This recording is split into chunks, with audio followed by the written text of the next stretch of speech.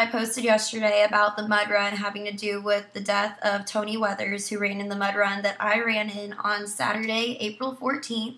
We were both in the 2 o'clock wave, and I just got done doing some interviews for different news stations around the area, like CBS, the CW.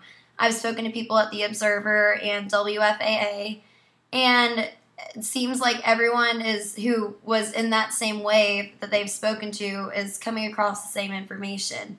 And it's frustrating because I've been sitting going over the waiver that we signed, which apparently I should have paid more attention originally, not that it makes a difference now. But the waiver at no time even mentions swimming. It talks about traversing areas and there being rough terrain and things like that. At no time does it mention swimming. So I don't understand how that covers anything. You can look it up. If you Google DFW Mud Run 2012 waiver, it'll pull up the PDF immediately. You can read it for yourself. On top of everything, I was so frustrated yesterday, but I've spoken to a friend of Tony's who she was waiting at one of the obstacles along with Tony's girlfriend and I believe other friends and family, but it might have been the two of them. And they noticed that Tony did not make it to the wall obstacle, meaning there were two wall obstacles.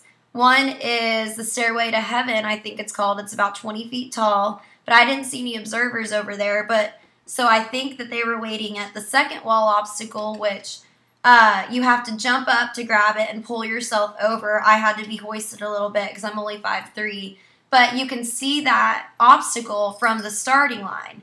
It's a very short distance. It's, I believe, the third obstacle after the river that Tony was lost in. Tony's friend and family and girlfriend notified Mud Run employees that Tony never showed up to that wall.